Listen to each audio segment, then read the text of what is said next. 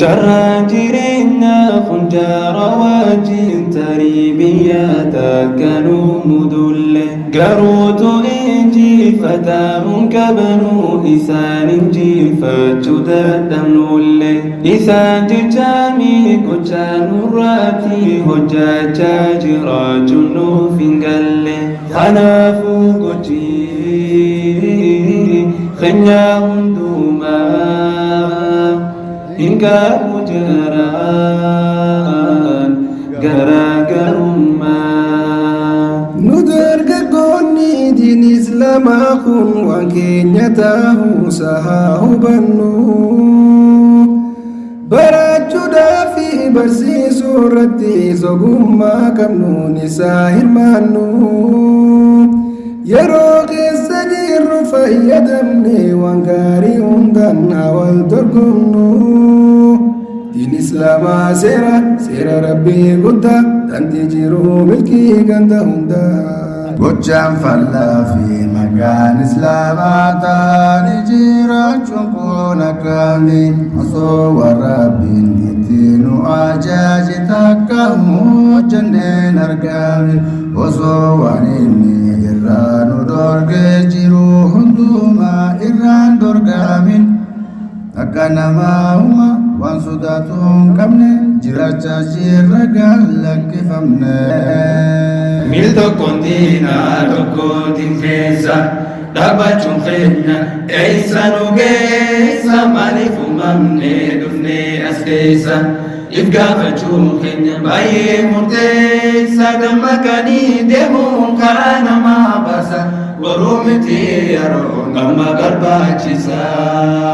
barbaachisummaa diinii islaamaa kanaa warreen hubatee sadarka keessaa fi gubbaan tolaanii jaachiisanii gocha wajjin taa'e takka irratti wal dorgoman hundinuu dhiiraa fi dhalaanis bakka takka diiniin jiraachuu gammachuu isaanii dintuu qamuudha balaan isaanii nu dargaggoon islaamummaa amantii teenyaaf himannu maraadha malee jecha gochaan hin fakkaanne haa fakkaannu hundi dhiiraa fi dhalaan diin kana akka nam tokkootti firra laalaa akkaataa jiru yeroo mana keenya keessa jiru fi baanee alaa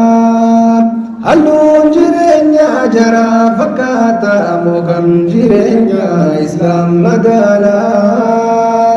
mallattoon jireenya keenyarraa mul'atu halaalumee akka nu fakkaatu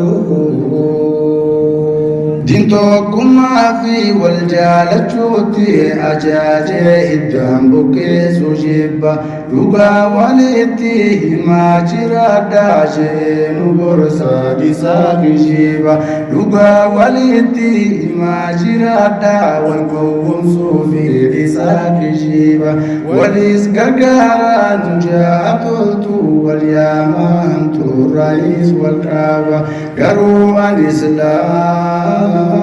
mummaa himachuu maleen dandeenye itti hojjechuu an akka mataa khiyyaatti jechuu hin dandeenye diinarraa mul'achuu nu dargaggoon islaamummaa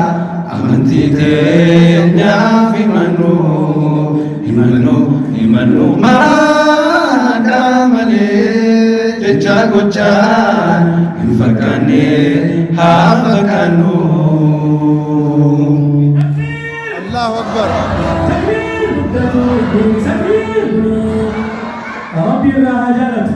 ربي لا هجرت